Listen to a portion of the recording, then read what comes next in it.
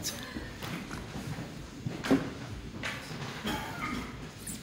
You can't make this up. I can't make this up. Today we're going to preach on blessings. I was sitting there and I was thinking, Lord, thank you. Thank you. I needed that small encouragement now. When we sang that hymn, I didn't plan that hymn. It was just a hymn that was chosen. But, for a preacher that has to stand up in front of 100 people,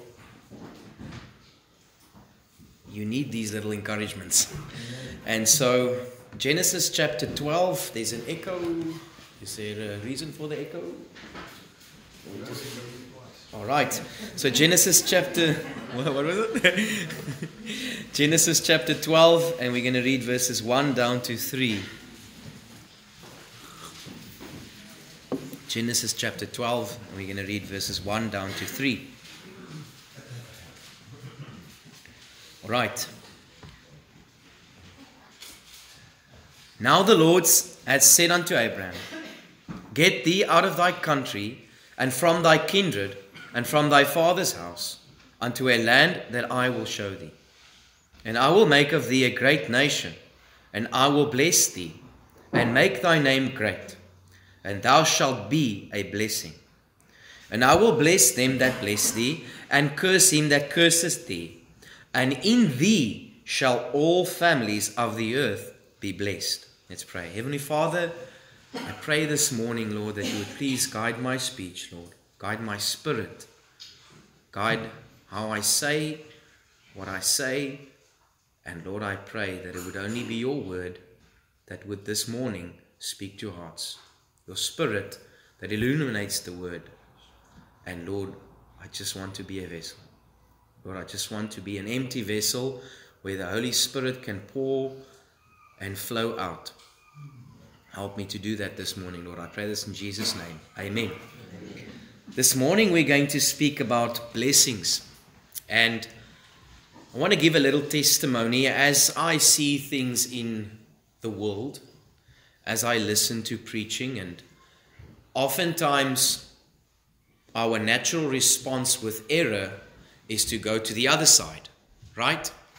And so there's a lot of error today in churches. You see, there's a lot of focus on the Holy Spirit in the wrong way.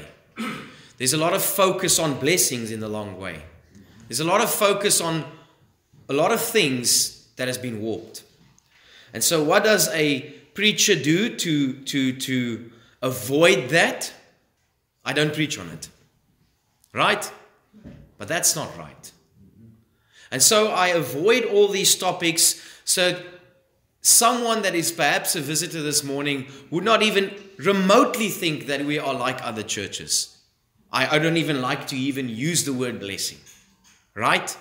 Because just somehow he gets out of this message that this is a church that promotes blessings and health and prosperity.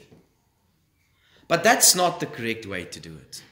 And the Lord has shown me that over the years. The correct way to do it is to preach what the Bible says. Amen. And then we can make a conclusion, what is true, what is right, and what is error. Amen. And so I'm not going to speak today on error. I'm just going to explain what the Bible says blessing is, and why you are called to be a blessing, and what does that mean. And I pray that it will be so vastly different from what you have heard, possibly. I wouldn't say you heard, but I'm grateful to be in a good church. But maybe from what you have heard others preach, that you would say, but Lord, that cannot be the truth. This is not what the scripture says. I remember when I was young, and there was this phase in the churches of Jabez, the prayer of Jabez. And I fell for it. Eh? This is a good deal. 15 years old, Here, vergroot my grondgebied.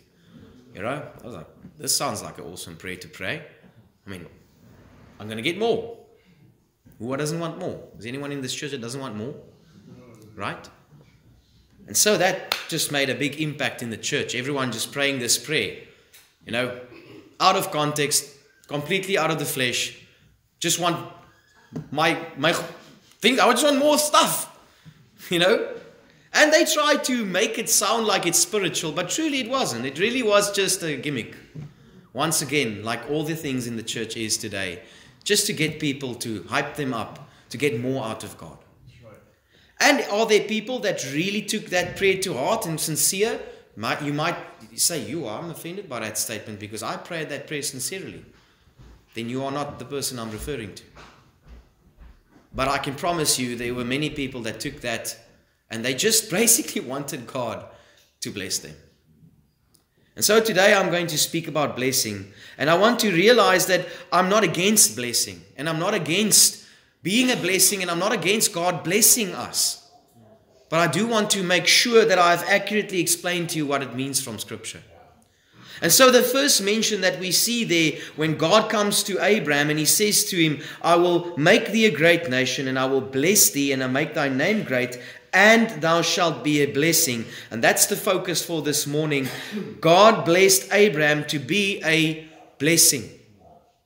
Firstly, what is the word blessing? It's the Hebrew word that means barakah, and the root is barak, which means to bend down. And so as I was reading and I was seeing, the first explanation is bending down to drink water. And I think, whoa, this doesn't make sense to me. Where does this fall into blessing? And as I went into the culture and understanding that to bend down and receive water is a tremendous blessing in the Hebrew times. Why? Because without water you don't have life. Without water your livestock does not have life. And so we get this image of a bending down to receive or a bending down to give. And then we go further and we see in the scriptures, it is a bending down to drink water, which is an image of humility and receiving life. Or it is a kneeling to present a gift in honor and generosity. This kneeling down then of getting blessing and receiving blessing has more to do with my fruitfulness, which is life and growth, or my provision, which is my sustenance, or the presence and favor of God, which is His relationship, or the purpose, and that is the mission that He wants me to fulfill. It has very little to do with monetary gain. Blessings is God giving what sustains life, restores life, or multiplies life. And so today's modern thinking is bless me equals give me things. The biblical bless me is empower my life with your goodness so I can flourish and bless others. And so the blessing is life and honor and protection and provision and God's nearness and being fruitful in relationships and in character and in purpose. It is not greed, it is not material status, it is not getting rich. I want to name out churches like Word of Faith and CRC and all these Father's House, these churches that promise people these untold wealth and prosperity and makes it sound like if you have wealth and prosperity, you are blessed by God. Brothers and sisters, that is not the intention of blessing. And if it is so that the Lord has blessed me with health, it is for the first and foremost purpose to bless others. Amen. It is not to keep it. A person who is blessed is someone who walks with God, receives His life-giving favor. He then kneels down to give it to others. He lives in humility and he becomes a channel, not a collector of wealth. Blessed people kneel, they don't boast. And so we see the conclusion is that God has said to Abraham, and this is so important, I will bless you so that you might bless others and the whole earth will be blessed through your descendants. And this is what we have seen all through the history. In the Wesleyan revival in England in the 1700s, before the revival, England was drowning in alcoholism, immorality, violent crime and poverty. Gin consumption was so high it caused what historians would call the gin craze. Crowds were unruly, families were broken, hopelessness was everywhere. During and after the Wesley and Whitfield preachings, tens of thousands were converted. Drunkards were saved. Taverns shut down because there were no customers. People stopped wasting money on alcohol and used it to care for their families. Men who were violent and lazy became hardworking and sober. Crime rates dropped. One historian, J.R. Green, wrote about this revival. It kept England from a revolution like France. In Christianity, it ended cannibalism in the South Pacific in the 18s to the 1900s. The island of Fiji, Vanuatu, Papua New Guinea were once the world's most violent societies before Christianity. Cannibalism was normal and widespread. Tribal warfare was constant. Women and children were regularly killed. People lived in fear their entire lives. And after the missionaries started to preach the gospel, converts renounced cannibalism publicly. Tribal warfare stopped. Peace treaties were signed through Christian influence. Entire villages became Christians. Chiefs who were feared became gentle leaders. A famous Fijian convert said, "We became Christians and we buried the war club with the cannibal folk." Transformation in Uganda in the 1970s to 90s. Uganda was brutalized under the Idi Amin leadership and internal wars. And before the awakening, there were over 300,000 people murdered. Entire economies collapsed. AIDS epidemic destroyed families. Corruption was everywhere. And the Christian revival caused such a powerful prayer movement known as the Ugandan revivals. Thousands turned to Christ. Churches united across tribes. Corrupt officials repented publicly. The AIDS rate dropped dramatically and nations adopted Christian and moral teachings. The new government openly embraced Christian influence in rebuilding the nation. Now let me say this, please. I don't believe in all the revivals that are called revivals. Oftentimes there's these thousands of people that get saved, and truly a few hundred actually get saved. But just because of the influence of that, there's already an incredible difference in society. Where there is a Christian in an environment, there is a change in that environment, or there should be a change in that environment. Christianity ends human sacrifice and the slave trade in ancient Europe and in Americas. In Europe in the 1st to the 5th centuries, Celtic and Germanic tribes practiced human sacrifice. Gladiatorial games killed thousands. Exposures of infants, leaving babies on the side to die, was normal. After the influence of Christianity, early believers rescued unwanted babies. Church leaders fought to stop human sacrifice. Gladiator games were abolished under Christian emperors. Families, sanctity of life, and charity became cultural cornerstones. In South America, in the 1500s, among the Aztecs and under the other tribes, human sacrifice was central to religion. Christian missionaries fought to end and replace violent worship with the gospel. One even secular historian admitted, where Christianity spread, human sacrifice disappeared.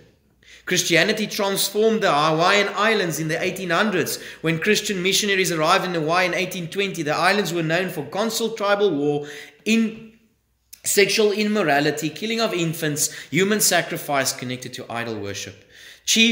After the influences of Christianity, chiefs outlawed human sacrifice. Bible was translated. Hawaiians became one of the most literate people on earth. Churches filled the islands. Schools and hospitals were built. Crime and violence dropped dramatically. A Hawaiian chief publicly burned his idols and declared, "The God of the Bible is now the God of Hawaii." We look at the degradation and we see the state of places like America today. Maybe let's move it a little bit. We look at Europe today. And if you have any information that comes to your table with regards to what's happening in Europe, Europe has fallen. Europe has fallen. Where there were once men, great men like Spurgeon, preaching in pulpits, where they didn't even have enough space for the people, where they stood outside and listened to the church. Now today Christianity is despised in England. It is full of corruption, it is full of Islam, and it is just absolutely vile. Where Christianity exit Satan and demonic activity and all kinds of perversion enters. Wherever there is Christianity, there is salt, there is preservation, and there's godliness, and there's, as I mentioned, preservation. We look at the Old Testament, and God spoke to, and He said that if there were 5 righteous or 10 righteous, I would spare the city. A city that is rife with immorality. A city that would knock on the door of someone that visited and said, let the man come out that we may know that man. And you know what I'm saying when the Bible says, let us know the man. Where men would violently want to rape a man. But God said, I will spare that city if I find 10 righteous people. I promise you, if those wicked men knew that it was only by God's grace that they could have been spared, even amidst their wickedness and their vileness. Brothers and sisters, God is calling you to make a difference if you truly are saved. Genesis 12 verses 2 says, and I will make of thee a great nation, and I will bless thee, and make thy name great, and thou shalt be a blessing. In verses 3, and I will bless them that bless thee, and curse them that curseth thee, and in thee shall all the families of the earth be blessed. In 21 verses 22 of Genesis, he says, and it came to pass at that time that Abimelech and Phicol, the chief captain of the host, spake to Abraham, saying, God is with thee, and in all that thou doest. God has revealed himself to Abraham, and through the blessing of Abraham, men and women started to see that something is radically different in the life of Abraham and what God is doing in the life of Abraham. God then continues this promise, and he then goes to Isaac. In Isaac, he says in 26 of Genesis verses 4, and I will make thee and thy seed to multiply as the stars of heaven, and in thy seed shall all the nations of the earth be blessed. He then speaks to Jacob in 28 verses 14, and thy seed shall be as the dust of the earth, and in thee and in thy seed shall all the families of the earth be blessed. He then moves to Israel because Jacob became Israel, and then he uses the nation of Israel. And in Exodus 19 verses 5 to 6, now therefore if you will obey my voice and keep my commandments or covenant, then I shall be a particular treasure unto me above all, and for all the earth is mine. And ye shall be unto me a kingdom of priests and a holy nation. These are the words which thou shalt speak unto the children of Israel. God now takes the nation of Israel, and it is still his plan, it is still his heart, it is still his desire, it is still what he designed in his own private counsel, that he's going to use Israel, not to just keep them one side and say, I will just love you and I'll just pour out my grace unto you, like a 5-year-old that has a toy that just cannot share that toy. No. God is using Israel so that the nations might see the truth of God, so that he might bless them also. Deuteronomy 4 verses 6 to 8. Keep therefore and do them, for this is your wisdom and your understanding in the sight of the nations, which shall hear all these statutes and say, surely this great nation is wise and understanding people. For what nation is there so great, who hath God so nigh unto them, as the Lord our God is in all things that we call upon him? And what nation is so great, that hath statutes and judgments so righteous as all this law, which is set before you this day? It was God's desire then, so that other nations might say, what nation has perfect laws like these people? What nation has a God so close to them? Brothers and sisters, God's design has never changed. People look at you and they should ask the question, what God does this man serve, that he has a Savior and a Father so close to him? What God that this man serve, that his life is so drastically changed, that the way he conducts himself is so different from the world? this week, a young man spoke to one of the young men in his school, 14 years old. He said, "Brother, if you die today, do you know where you're going? Are you saved?" The bell rang and he didn't have time to speak to him. By some miracle of grace, I was cycling that afternoon and I stopped in front of two children, 14 years old, and I witnessed to them. This young man drove past in the car and saw that's the same person he spoke to and prayed, "Oh God, please let Pastor Stephen speak the gospel to them."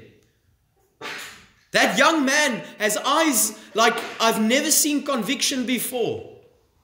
The afternoon he sent his friend a message. He said, "I got saved." And you might say, "Oh, I don't like that, There must be a time and it must be this and there must be that." No.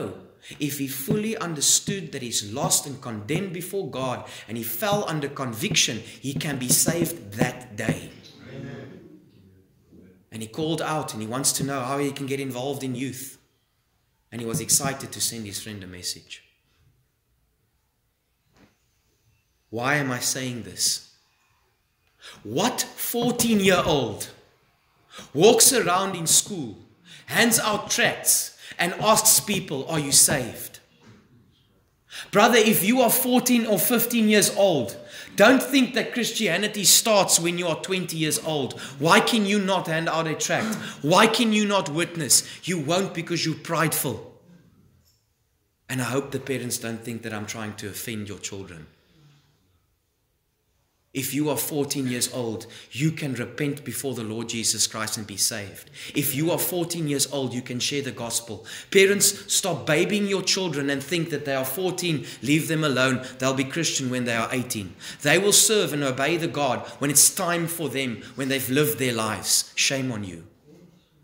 Why are you not sharing the gospel with your children? Why are you not calling your children to live a godly life? Why are you not telling your children to go out and be a witness? Why should the 14 years old here, sometimes without family, go out and witness and be a light for the Lord? No, but what will happen? The people will treat my child strangely. That I can't do that. Let him just at least get out of school, because in school he's going to be ridiculed and people are going to think strange of him. Am I touching a nerve now? Because that's what's happening today. That's how lukewarm Christianity is. That's what we've come to today. We are so warped Christianity into our own views and our own minds that just let us do Christianity when it suits us. That was never God's design. Psalm 67 verses 1 to 2. God be merciful unto us and bless us and cause his face to shine upon us, that they may be known upon earth, thy saving health among all nations. It says that God be merciful to us, bless us, and cause thy face to shine upon us. But then verses 2 says, that thy way may be known upon earth, thy saving health among all nations. What do we see today? So often, let his face shine upon you. Let his countenance be with you. How many have been in churches where that blessing has been blessed out to the people after the service? May his grace be upon you. May his countenance be upon you. Great. I'd like that part. But then the purpose is that others may know the saving health among all nations. Lord, if I had to benediction to this afternoon, after the service, this is what I'm going to do. Lord, bless and keep these people so that they can go out and witness this week. But people don't want that. You don't want that. I'm not saying you, whoever you are, people don't want that. You want to be blessed so that this week you can enjoy all the blessings, right? And this is how we have turned Jesus into. God uses the word blessing as a kneeling down, right? To give life. But we've turned it into God, Jesus, the sovereign God of the universe. Please go on your knees and serve my needs. You are the righteous God of the universe, and come and serve my financial lusts. Oh God, what have we done? What have we made God into? A puppet that dances at our lusts and desires. Isaiah 42 verses 6 says, I, the Lord, have called thee in righteousness, and I will hold thine hand, and I will keep thee, and I will give for a covenant of thy people, a light for the Gentiles. Isaiah 49 verses 6, and he said, it is a light thing that thou shouldest be my servant to raise up tribes of Jacob and restore the preserved of Israel. I will also give of thee the light of the Gentiles, that thou mayest be salvation unto the ends of the earth. Now we get to the New Testament and we see Jesus Christ. In Acts 3 verses 35 to 26, ye are the children of the prophets, and of the covenant which God made with our fathers, saying unto Abraham, in thy seed shall all the kindreds of the earth be blessed. Unto you first, having raised up his son Jesus, sent him to bless you, in turning away every one of you from his iniquities. It says there, sent him to bless you. And then what is the result of that blessing? In turning away every one of you from his iniquities. If I want to bless someone today or tomorrow, I will tell him, turn away from your iniquities. Galatians 3 verses 8 or verses 14, that the blessing of Abraham might come unto the Gentiles through Jesus Christ. And so this incredible blessing of Jesus Christ that he called Abraham, went through the patriarchs, used his nation Israel, sent his Messiah through Israel, always had this design to bless others. And in that blessing, the main blessing is true spiritual wealth, like a man kneeling down and drinking water. And I will give you living waters to drink. Then the church, Matthew 5:13, you are the salt of the earth. You are the light of the earth. Where there's no salt, there's no preservation. Where there's no light, there is no light. It's dark. So what does a light do in the evenings? Brothers and sisters, I was on holiday once. There was no light.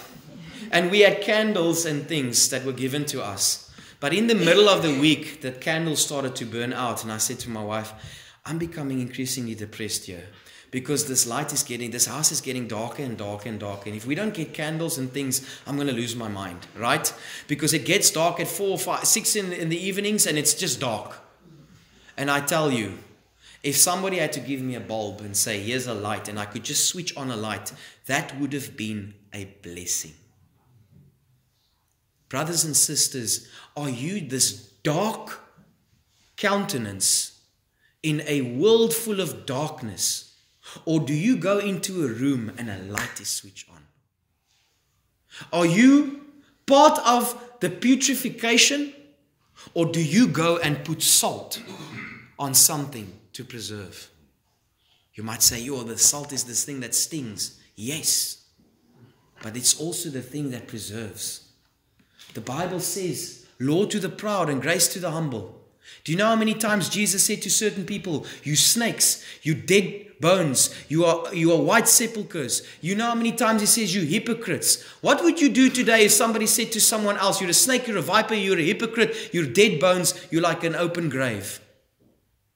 But sometimes you need to tell people that, because that salt's going to preserve. Some people need to know that they are self-righteous, condemned, and on their way to hell. When a Jehovah's Witness comes to you, do you say to him, no, please don't go, no, thank you? Or do you say to him, brother, can I share the gospel with you? And if eventually he rejects, you tell him, the Bible says, I must sharply rebuke you for the error of your ways. The Bible says that you are condemned, you're a heretic, and you are damning yourself and you're damning others. You say, whoa, that's loveless. That's the only thing that's going to spark in his mind that he's in error. But what do? I don't want to talk to a Jehovah's Witness because not my thing. You do your thing. When a Muslim says to you, there is no God, I tell him, if you don't believe there is a God, you will burn in fire forever. You must know the error of your ways. The church says in Matthew 28 verses 18 to 20, go ye therefore and teach all nations, John 7 verses 38, he that believeth on me, out of his belly shall flow rivers of living water. John 15:8, herein is my Father glorified, that you bear much fruit. Acts 1 verses 8, but ye shall receive power, and you will be witnesses unto me. Galatians 6:10 says, as you have therefore opportunity, let us do good unto all men. 1 Peter 3:9, not rendering evil for evil, but contrariwise blessing, knowing that you are thereunto called, that you should inherit a blessing. Practical this morning. Few minutes left. Here's something practical. I hope I record it. Okay. Your words, your work, your witness, your wealth, and your walk. This is how you can be a blessing. Brothers and sisters, please understand. This is not a part of your salvation. This is the very purpose of your salvation. When God said to Abraham, I will bless you so that you will be a blessing, God never had the intention of saying, I'm going to make you rich and then you're going to hand out all your money. He made a covenant with Abraham and Isaac and Jacob so that Jesus could come. And the biggest blessing that a man can ever receive is salvation. And how can you keep that blessing from others? And how are you fulfilling God's purpose if you are keeping that from others? You know, there was a preacher now recently that caused a stir, and his way of preaching is not my style of preaching. But he said this one thing, and there's truth in it. Who are you reaching? If you're a Christian for 10, 20, 30 years, how many people have you sat down and shared the gospel with? How many people have you just explained the way of truth? You say, no, but that's not for me. It's for the pastor. It's not. It's not. It was never just for Abraham. It was never just for Isaac. It wasn't just Jesus' responsibility. It wasn't just the apostles' responsibility. It wasn't the pastors that were called and the missionaries that were called after them. It was the responsibility of every single Christian to be a blessing. And so God says to you with your words, encourage, go and tell the gospel, preach it to all the ends of the earth. With your works, do good works unto all men, as far as you can, as much as you can. With your witness, share. Live a life that is a testimony to others. With your wealth and your resources, support people. Brothers and sisters, if you are blessed this morning, you have a greater responsibility to bless others. If you were this morning given health and wealth, it is so that you might be blessing to others. It doesn't make sense that God enriches someone so that that person can just gather more and more and more and more and more and leave more behind when he dies. God specifically enriched you so that that can be a channel to help other people. I look at the Bible and I look at the examples in the Bible, and then I look at the examples of all the New Testament Christianity, and I see when people in the New Testament got saved, they sold their lands and houses and gave it to the church. Stefan had a plan. He preached all these things just to get them to eventually say, sell everything and give it to the church. Right. That's my plan. No. I'm trying to say to you, why don't you want to do that? Because it's your land and it's your house. It's your car. You won't lift someone because it's your car. Your car's going to be destroyed. It's your fuel. It's your living room. It's your extra bedroom. You won't let someone sleep there because it's yours.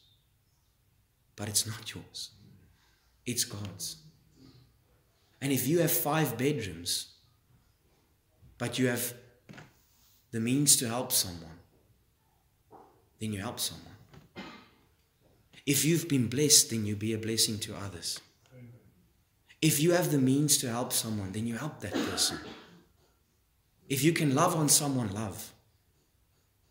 If you have a functioning family and there's a child that has nowhere to go, adopt him. You say, whoa, Stefan, you're going too far.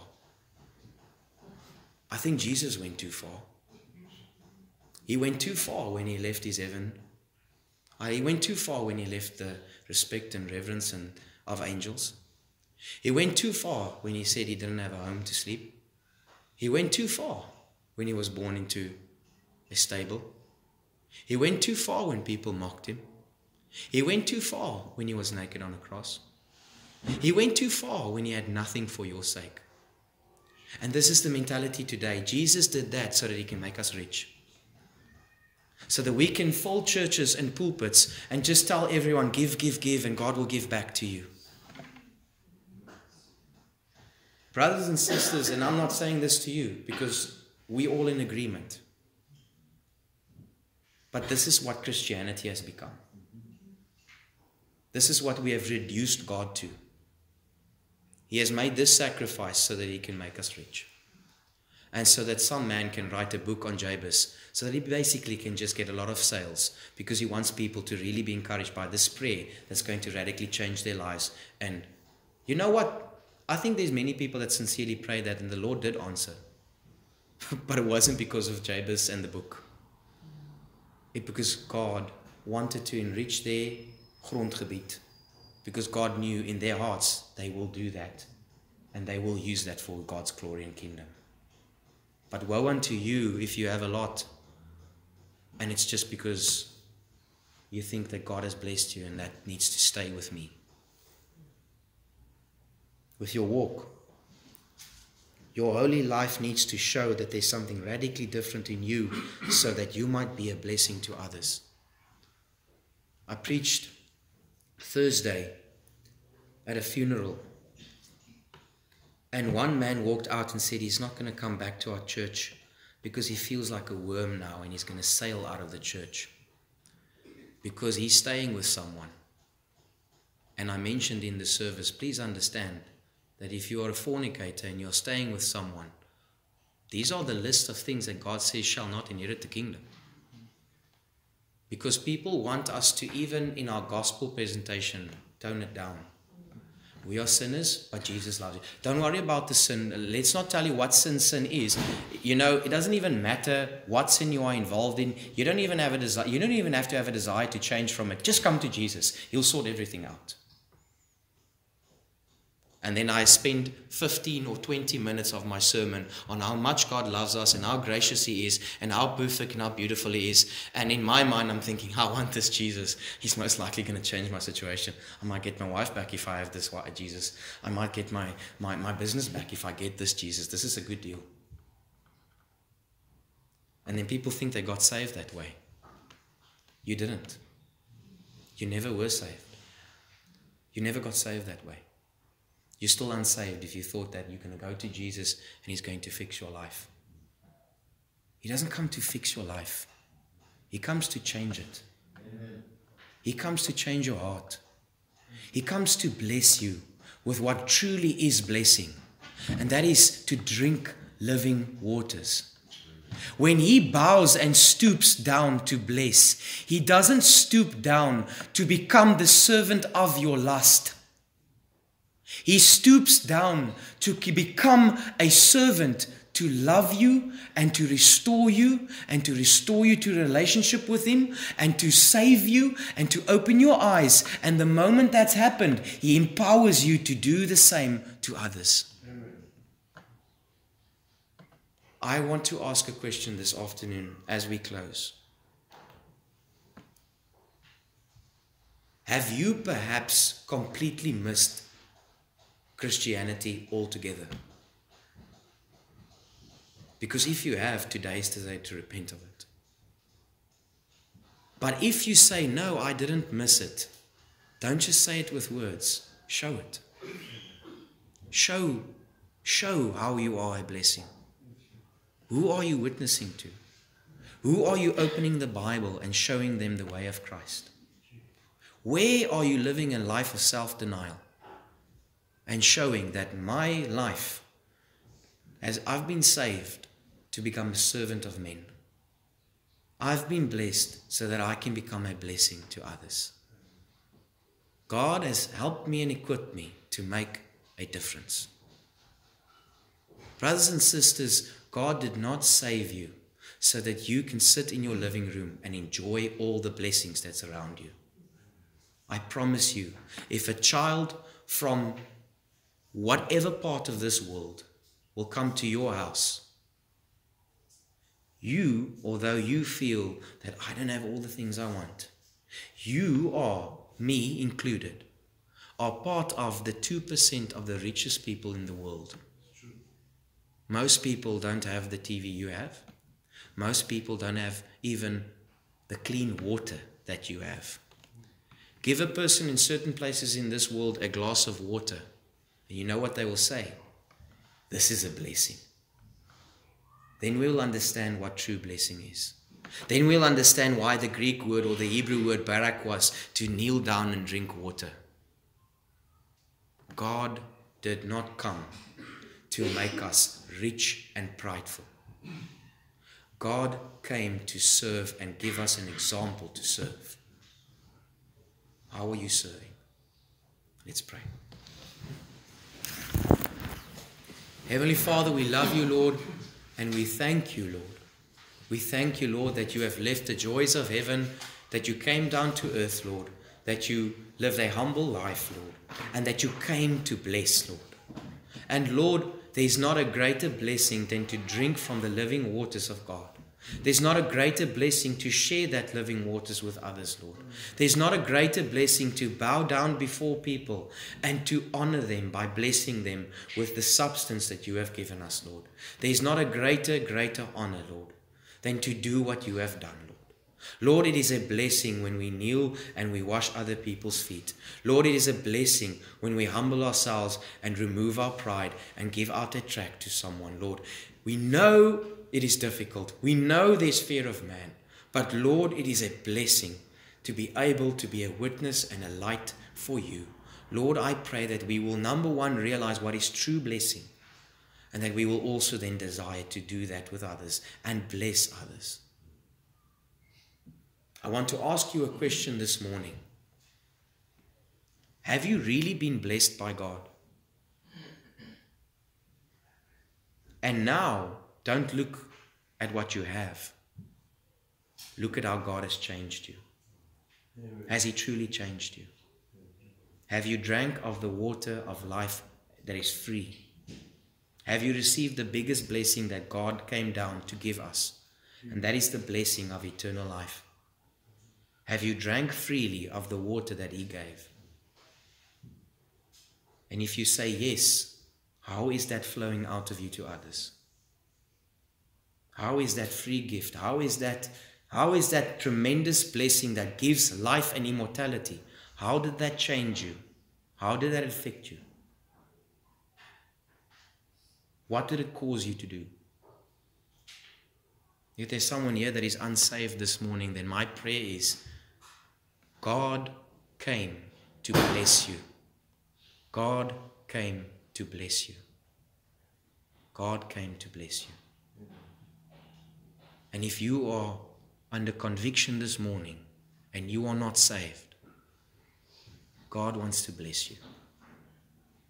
He wants to save you. That is the biggest blessing in this world.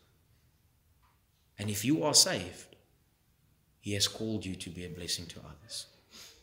Let's pray. Heavenly Father, we love you and we thank you for this morning, Lord. Lord, I pray that you please work in our hearts. Help us to be a blessing to others, Lord. I pray this in Jesus' name. Amen. Amen. Amen. Thank you. You are dismissed.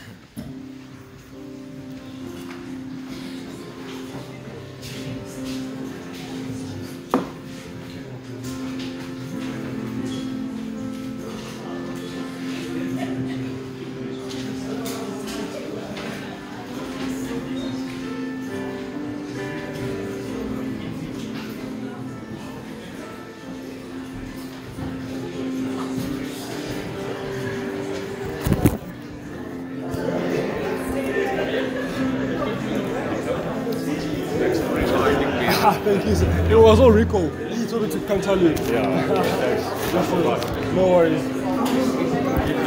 This one.